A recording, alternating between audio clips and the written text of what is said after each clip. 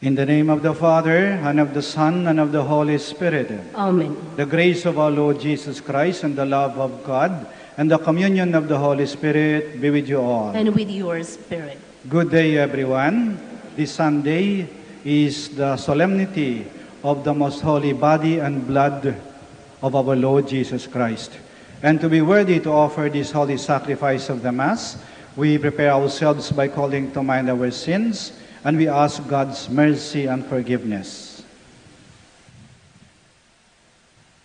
In all humility, altogether we say, I confess to Almighty God and to you, my brothers and sisters, that I have greatly sinned in my thoughts and in my words, in what I have done and in what I have failed to do.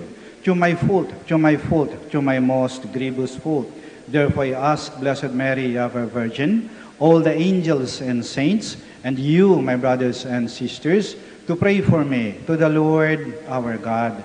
May Almighty God have mercy on us, forgive us our sins, and bring us to everlasting life. Amen. Lord, have mercy. Lord, have mercy. Christ, have mercy. Christ, have mercy. Lord, have mercy. Lord, have mercy. Glory to God in the highest.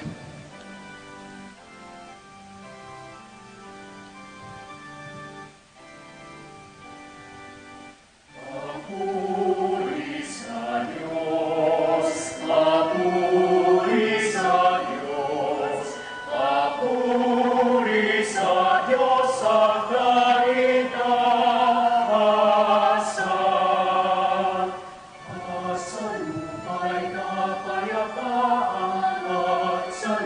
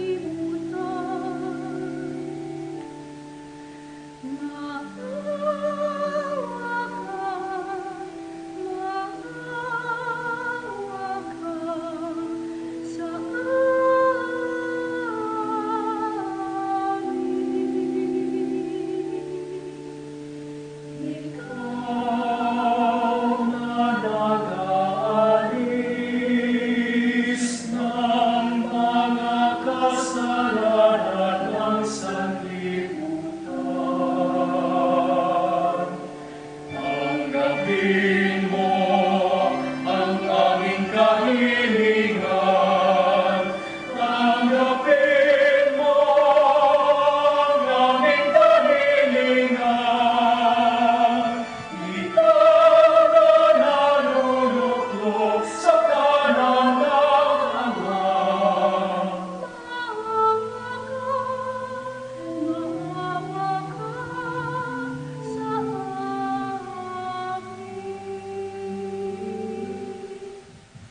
Sapagkat ikaw lamang ang banal at ang kalas-kaasan, ikaw lamang, Jesucristo, ang Panginoon. Kasama ng Espiritu Santo sa kadakilaan ng Diyos Ama. Amen. Ng Diyos Ama.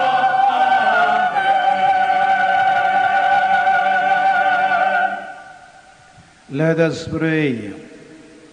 O God, who in this wonderful sacrament have left us a memorial of your passion, grant us, we pray, so to revere the sacred mysteries of your body and blood, that we may always experience in ourselves the fruits of your redemption, who live and reign with God the Father, in the unity of the Holy Spirit, one God, forever and ever. Amen. Please be seated.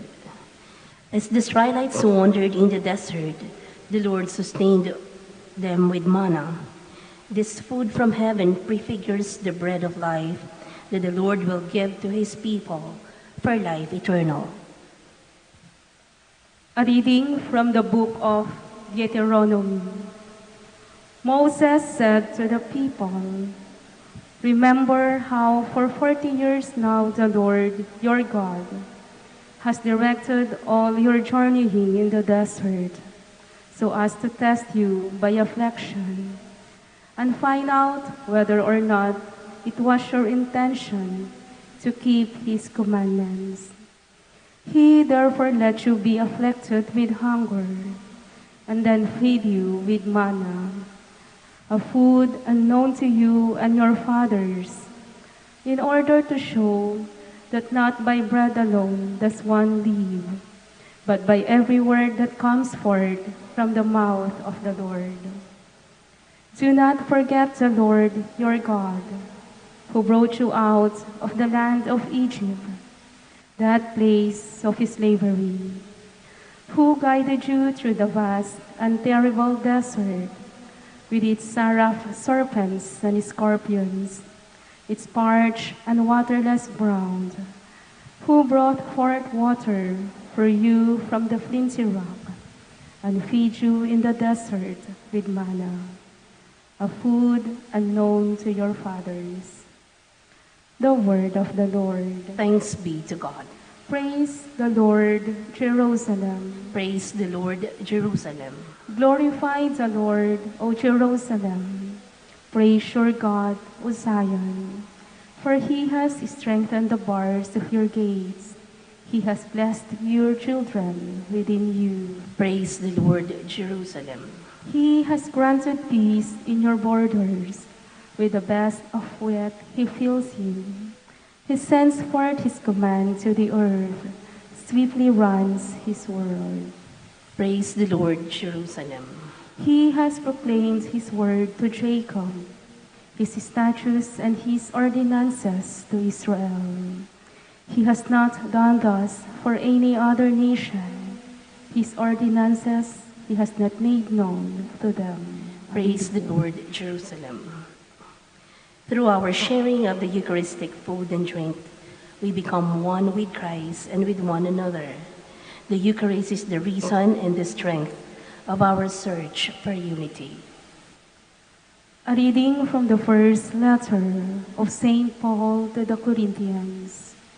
Brothers and sisters, the cup of blessing that we bless, is not a participation in the blood of Christ.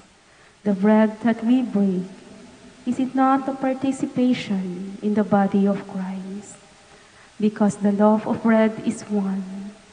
We, though many, are one body, for we all partake of the one love. The word of the Lord. Thanks be to God. Please stand.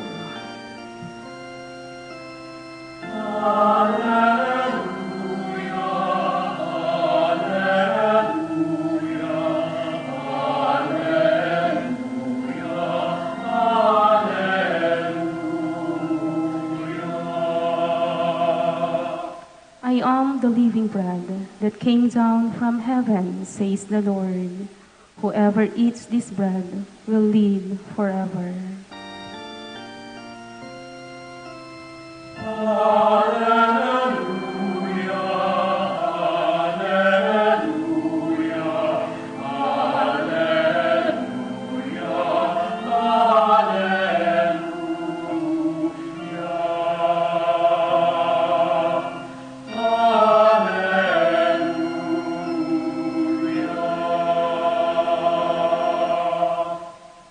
The Lord be with you. And with your spirit. A reading from the Holy Gospel according to John. Glory to you, Lord.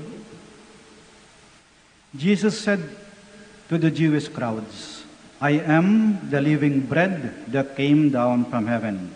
Whoever eats this bread will live forever. And the bread that I will give is my flesh for the life of the world. The Jews quarreled among themselves, saying, How can this man give us his flesh to eat?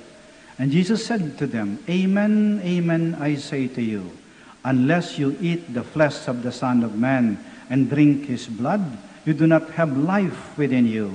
Whoever eats my flesh and drinks my blood has eternal life, and I will raise him on the last day. For my flesh is true food, and my blood is true drink. Whoever eats my flesh and drinks my blood remains in me, and I in him. Just as the living Father sent me, and I have life because of the Father, so also the one who feeds on me will have life because of me. This is the bread that came down from heaven. Unlike your ancestors who ate and still died, whoever eats this bread will live forever. The Gospel of the Lord. Praise to you, Lord Jesus Christ. Please be seated. Anong nakain mo? Tanong ng pagtataka. Kasi parang may nagbago. Parang may iba.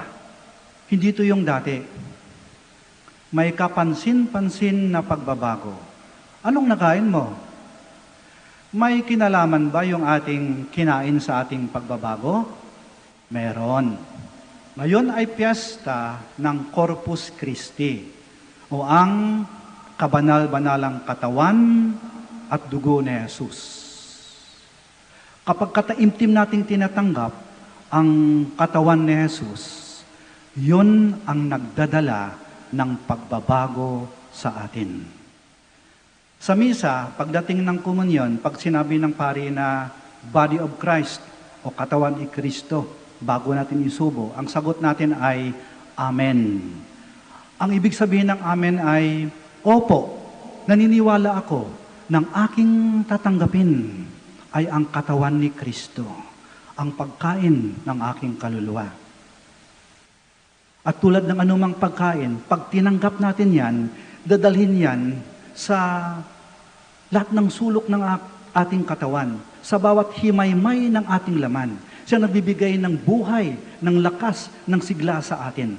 Siya nagpapatibok ng ating puso. Siya ang laman ng bawat paghinga natin. Siya ang nagbubukas ng ating mga mata, bibig at iba pang mga sentido. Siya ang nagpapagalaw ng ating kamay at mga paa. Ibig sabihin, si Jesus na tinanggap natin, siya na ang nagpapagalaw sa atin. Kaya magbabago na tayo. Hindi na tayo tulad ng dati. Kung dati salbahe ka, ngayon maging mabait ka na. Kung dati mayabang ka, ngayon maging mapagkumbaba ka na. Kung dati madamot ka, ngayon maging mapagbigay ka na. Kung dati violente ka, madali ka magalit, madali ka manakit, dahil ka naghanap ng away, ngayon magiging mahinahon at magiging palakaibigan ka na. Dati tamad ka, ngayon maging masipag at maging matulungin ka na. Dati-dati ikaw lang laging tama, hindi ka nakikinig sa iba. Ngayon, nakikinig ka na sa iba at naging mas maunawain ka. Dati-dati matigas yung puso mo, hindi ka nagpapatawad. Ngayon, marunong ka nang magpatawad. Dati-dati duwag ka. Ngayon, naging matapang ka na. Paninindigan mo na kung ano ang tama at kung ano ang totoo. Kaya, ibig sabihin, nagbabago tayo kasi tinanggap natin si Jesus. Siya na ang gumagalaw sa ating buhay. Itong sinabi ni San Pablo, "It is no longer I, but Christ lives in me." Hindi na ako, si Kristo na ang nabubuhay sa akin. Kasi siya tinanggap ko at sa ngayon, ang pumpuspos sa aking buong pagkatao. Isa pang tawag natin sa banal na komunyon ay banal na pakikinabang. Ibig sabihin, ang ating tinanggap, may pakinabang, may silbi, tumatalab, may epekto, may bunga sa atin. May mga tao na kilala ko kain ng kain. Malakas siya kumain Pero walang pagbabago. Hindi naman tumataba, hindi naman nagiging malusog, mahina pa rin. Baka ibang nakinabang. Baka may bulati sa tiyan. Walang silbing kanilang tinatanggap. Walang pagbabago. Kaya narapat na bago natin tanggapin si Kristo, maging handa tayo. We should be properly disposed to receive Christ. At anong pinakamainam na paghahanda? We place ourselves in the state of grace. Yung nasa estado tayo ng grasya. Yung wala tayong kasalanang mortal. Kasi dapat malinis ang ating puso. Kasi tatanggapin natin ang kalinis-linisang katawan ng Diyos na ating pagkain.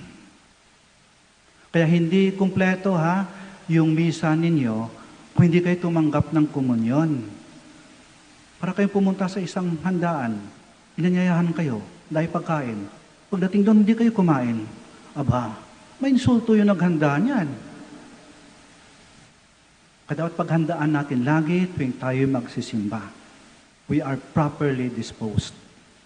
Ngayong panahong ito ng pandemya at ng quarantine na to, marami nagsasabi, miss namin yung pagpunta sa simbahan. Gusto namin pumasok sa simbahan. Gusto namin pumasok sa bahay ng Diyos. Maganda po yon. Pero hindi lang dapat huminto sa pagpasok sa bahay ng Diyos. Tandaan niyo ito. Tayo ay pumapasok sa bahay ng Diyos upang ang Diyos ay makapasok sa ating buhay.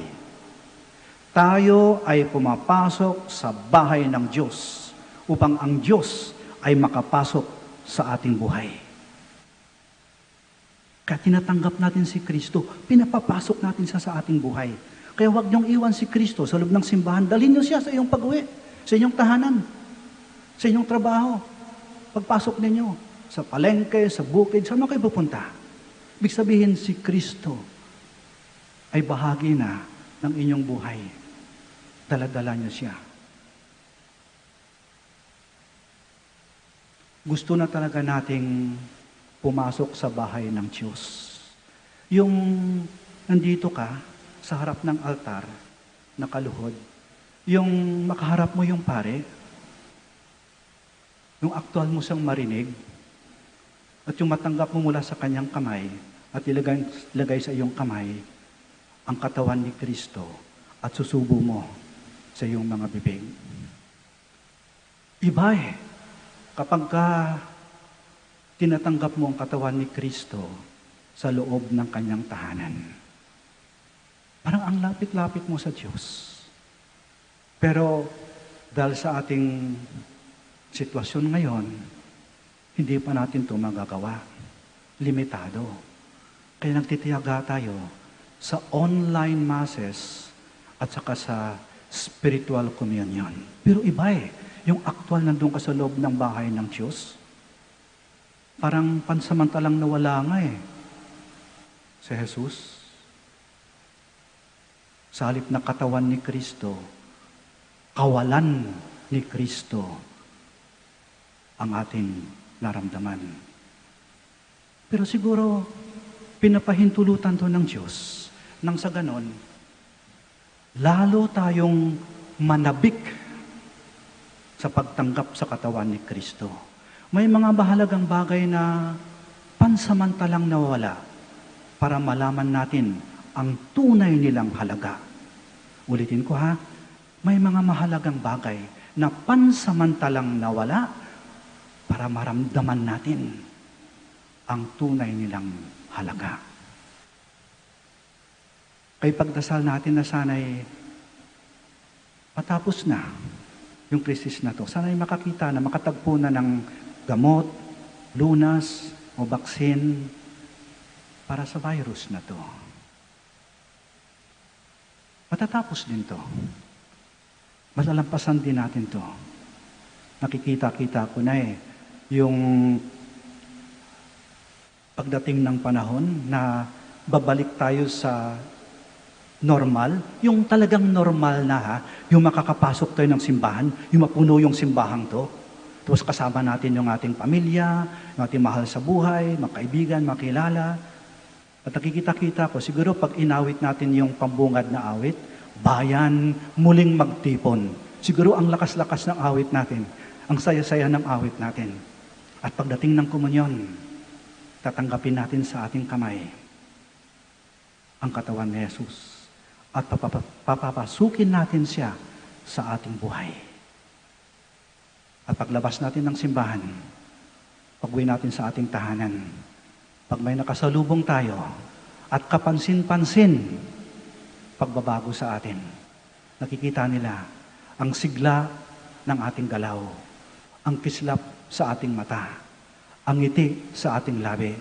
At pag sila'y nagtanong, anong nakain mo? Buong pagmamalaki nating sagutin, nakain ko at natanggap ko ang katawan ni Kristo. Amen. Sitayo po tayo. Let us profess our faith. I believe in one God, the Father Almighty, maker of heaven and earth, of all things visible and invisible. I believe in one Lord Jesus Christ, the only begotten Son of God, born of the Father before all ages, God from God, light from light, true God from true God, begotten, not made, consubstantial with the Father. To him all things were made. For us men and for our salvation, he came down from heaven. And by the Holy Spirit was incarnate of the Virgin Mary, and became man. For our sake he was crucified under Pontius Pilate. He suffered death and was buried, and rose again on the third day, in accordance with the Scriptures. He ascended into heaven, and is seated at the right hand of the Father. He will come again in glory to judge the living and the dead, and his kingdom will have no end. I believe in the Holy Spirit, the Lord, the giver of life, who proceeds from the Father and the Son, who with the Father and the Son is adored and glorified, who has spoken to the prophets. I believe in one holy, Catholic, and Apostolic Church. I confess one baptism for the forgiveness of sins, and I look forward to the resurrection of the dead and the life of the world to come. Amen. Amen. Let us pray to God our Father that through His Son, Jesus, the bread of life, He may continue to feed His people and strengthen them in holiness. Full of confidence, we pray. Our response is, nourish your people, Lord. Nourish your people, Lord. That the Church, the people of God, may remain faithful to the Paschal mystery of Christ, so that the Eucharist may ever become a communion with Christ and with one another in unity and loving service. We pray. Nourish your people, Lord. That we may experience as a nation the transforming power of the Eucharist and allow the Eucharist to help us work together as a people, so that we all may live in a culture of peace, unity, and renewal. We pray. Nourish your people, Lord.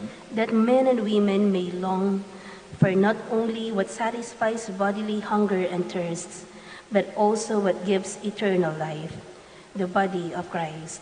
We pray Nourish your people, Lord. that our Eucharistic meal may inspire in us love that seeks the happiness of others, communion that desires reconciliation, and joy that anticipates the happiness of the heavenly banquet. We pray Nourish your people, Lord. that we may recognize the body of Christ, both in the Eucharist and in God's people, so that we may offer to our brothers and sisters a life poured out in loving service. We pray. Nourish your people, Lord. Let us pray for the urgent concerns of our community and our personal intentions.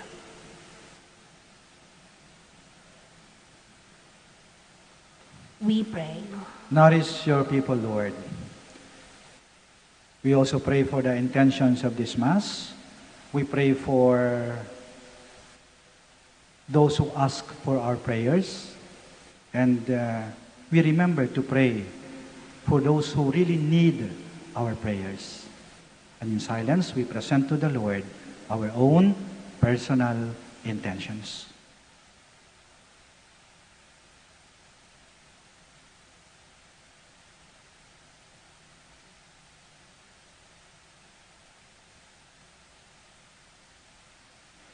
God our Father, may our worship of the sacrament of the body and blood of your Son help us to experience His salvation and win for us the happiness of your kingdom.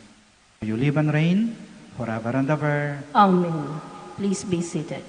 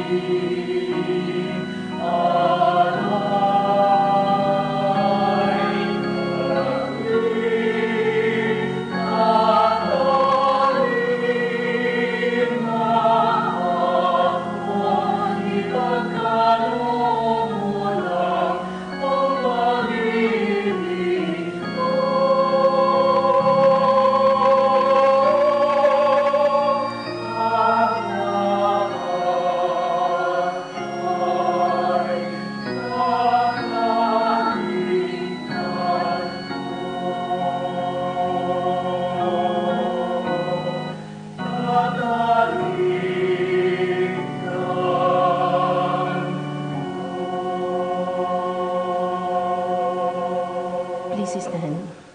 Pray, my dear sisters and brothers, that our sacrifice may be acceptable to God, the Almighty Father. May the Lord accept the sacrifice at your hands for the praise and glory of His name, for our good and the good of all His holy church. Grant your church, O Lord, we pray, the gifts of unity and peace, whose signs are to be seen in this mystery, in the offerings we here present, through Christ our Lord. Amen. The Lord be with you. And with your spirit, Lift up your hearts. we lift them up to the Lord. Let us give thanks to the Lord our God. It is right and just. It is truly right and just, our duty and our salvation, always and everywhere to give you thanks, Lord Holy Father, Almighty and eternal God, through Christ our Lord. For at the Last Supper with His apostles, establishing for ages to come the saving memorial of the cross, He offered Himself to you as the unblemished Lamb, the acceptable gift of perfect praise. Nourishing your faithful by this sacred mystery, you make them holy, so that the human race, bounded by one world, may be enlightened by one faith, and united by one bond of charity. And so we approach the table of this wondrous sacrament, so that bathed in the sweetness of your grace, we may pass over to the heavenly realities here foreshadowed. Therefore, all creatures of heaven and earth sing a new song in adoration. And we, with all the host of angels, cry out, and without end we acclaim.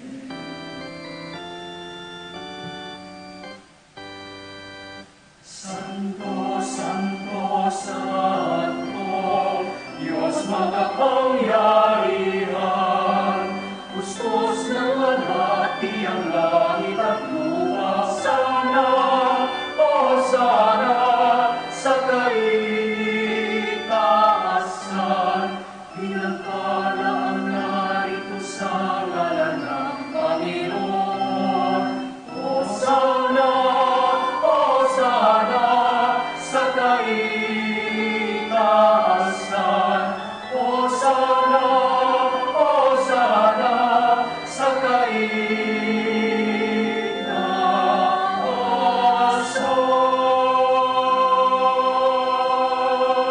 Please kneel.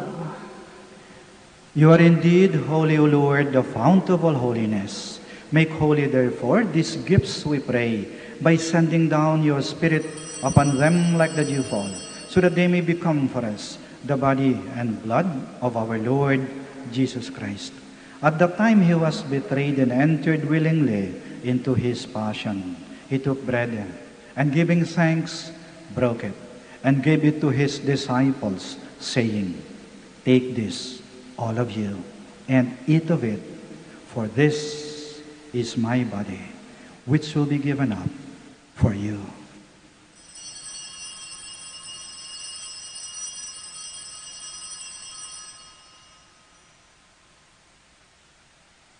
In a similar way, when supper was ended, he took the chalice, and once more giving thanks, he gave it to his disciples, saying, "Take this, all of you, and drink from it, for this is the chalice of my blood, the blood of the new and eternal covenant, which will be poured out for you and for many for the forgiveness of sins.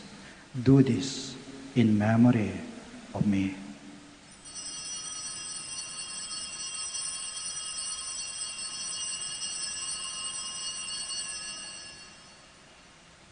The mystery of faith. When we eat this bread and drink this cup, we proclaim your death, O Lord, until you come again. Therefore, as we celebrate the memorial of his death and resurrection, we offer you, Lord, the bread of life and the chalice of salvation, giving thanks that you've held us worthy to be in your presence and minister to you. Humbly we pray that partaking of the body and blood of Christ, we may be gathered into one by the Holy Spirit. Remember, Lord, your church spread throughout the world, and bring her to the fullness of charity, together with Francis, our Pope, Socrates, our Bishop, Fidelis, his assistant, and all the clergy. Remember also our brothers and sisters who have fallen asleep in the hope of the resurrection, and all who have died in your mercy. Welcome them into the light of your face. Have mercy on us all, we pray, that with the Blessed Virgin Mary, Mother of God, with Blessed Joseph, her spouse, with the blessed apostles, and all the saints who have pleased you throughout the ages, we may merit to be co-heirs to eternal life, and may praise and glorify you to your Son, Jesus Christ. Through him, and with him, and in him, O God, Almighty Father, in the unity of the Holy Spirit, all glory and honor is yours, forever and ever. Amen. Please stand. God is our loving Father. We are his children. Now in loving confidence, we pray to him in the words Christ taught us.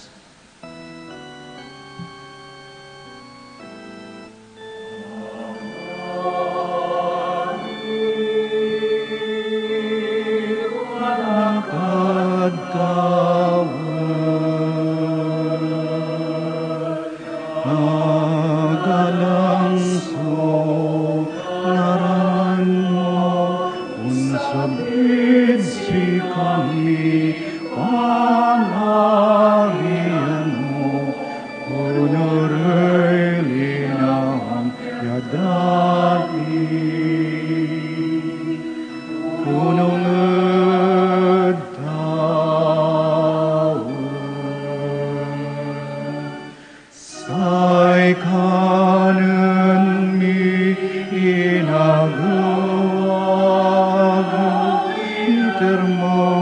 si kami agawayan, ang pangin mo'y kasalanan ni unong napangin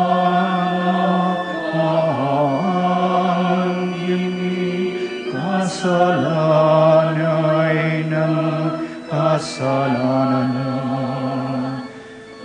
Si kami anak mo kami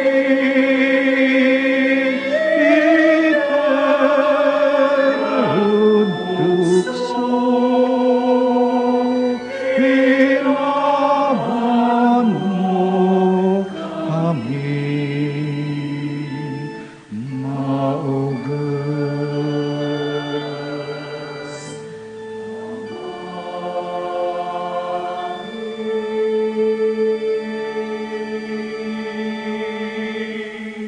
Deliver us, Lord, we pray, from every evil. Graciously grant peace in our days, that by the help of your mercy, we may be always free from sin and safe from all distress, as we await the blessed hope and the coming of our Savior, Jesus Christ. For the kingdom, the power, and the glory are yours, now and forever. Lord Jesus Christ, who said to your apostles, "Peace I leave you, my peace I give you." Do not look on our sins, but on the faith of your church, and graciously grant her peace and unity, in accordance with your will, who live and reign forever and ever. Amen. The peace of the Lord be with you always. And with your spirit. We offer each other the sign of peace. Peace be with you. Peace be with you. Peace be with you.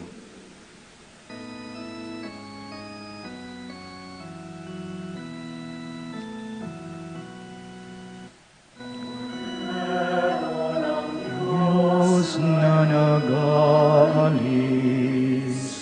ang mga kasalanan ng mundo. Maawa ka sa amin, Kordero ng Diyos, maawa ka.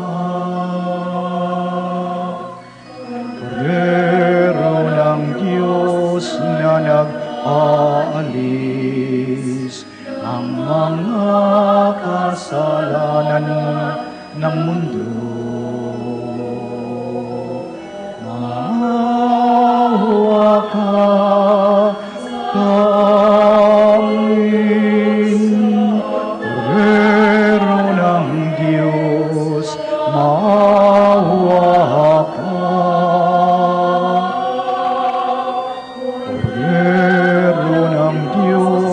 Na nag-aalis ng mga kasalanan ng mundo. Ipagkaloob mo sa amin ang kapayapaan.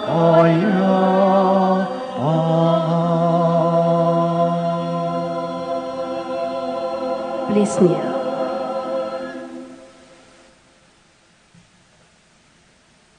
Here is Jesus Christ, the bread of life, the Lamb of God who takes away the sins of the world. Blessed are those called to the supper of the Lamb.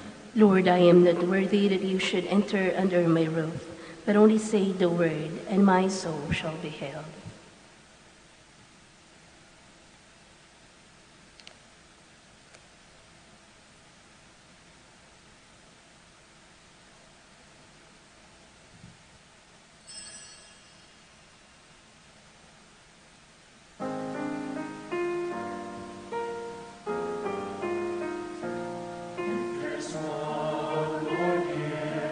I ask of you, Lord, it would be good.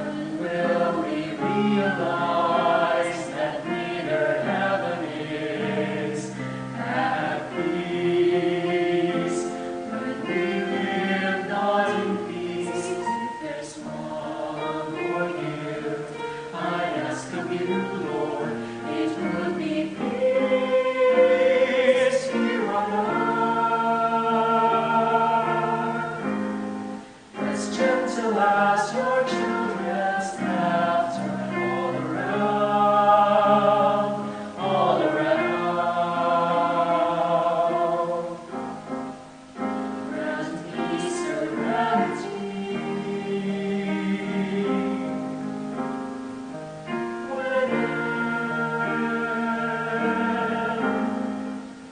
for the confusion surround our mere reflections of what's within, what's within.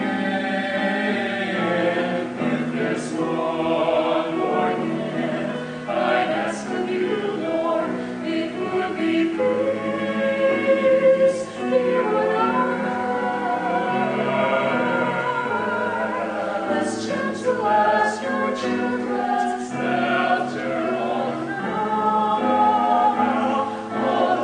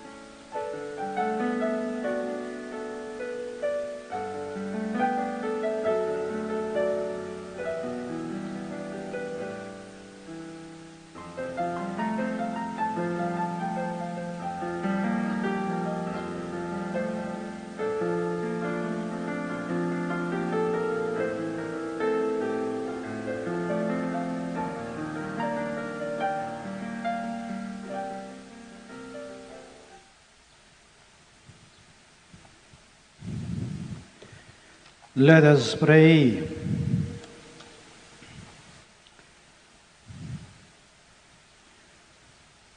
Grant, O Lord, we pray that we may delight for all eternity in that share of your divine life, which is foreshadowed in the present age by our reception of your precious body and blood, who live and reign forever and ever.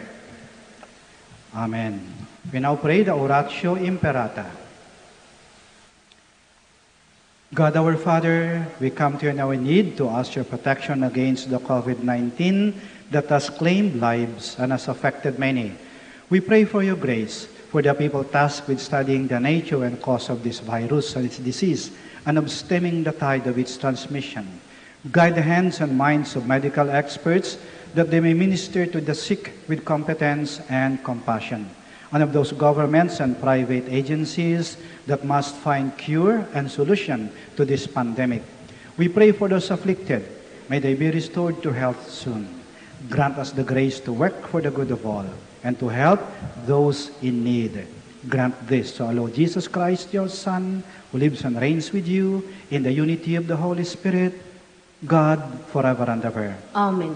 May the help of all Christians, Pray for us. Saint Raphael the Archangel, Pray for us. Saint Roch, Pray for us. Saint Lorenzo Ruiz, Pray for us. Saint Pedro Calungsod. Pray for us.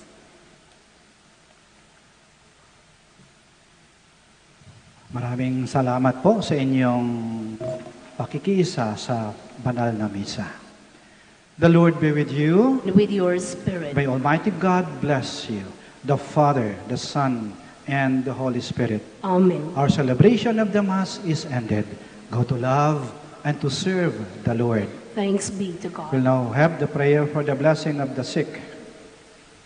God, our Almighty Father, by your blessing, you give us strength and support in our sickness. Turn with kindness toward our sick brothers and sisters, freedom from all illness, and restore them to good health through the intercession of Our Lady of the Rosary of Manaoag. We ask this through Christ our Lord. Amen. Prayer for the blessing of religious articles. In memory of the mysteries of the life, death, and resurrection of our Lord Jesus Christ, and to the honor and glory of the Blessed Virgin Mary, Mother of Christ and Mother of the Church, Our Lady of the Rosary of Manaoag, may these rosaries, candles, images, oils, scapulars, and other articles of devotion be blessed and made holy. In the name of the Father, of the Son, of the Holy Spirit. Amen.